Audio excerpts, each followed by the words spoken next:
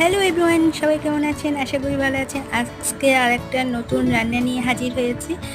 যদিও এটা আমার চ্যানেলে কয়েকবার দিয়েছি। তো গতকালরাতে ছেলের খুব পছন্দের রান্না, চিংড়ি মাছের ভুনা খাবে।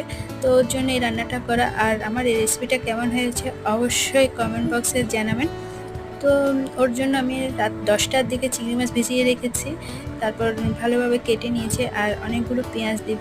যেহেতু ওর মরিচ খুব কম খায়, তাই একটু মরিচ কম দিয়ে রান্না করব। তো আমি কড়াইতে তেল গরম করে পেঁয়াজ কুচিগুলো লাল করে নিয়েছি। এরপর চিংড়িও দিয়ে দিলাম। তার মধ্যে কিছুক্ষণ ভালো করে ভেজে মরিচ, মশলা আর হলুদও দিয়ে দিলাম। এরপর রান্নাটা বসিয়ে দিলাম।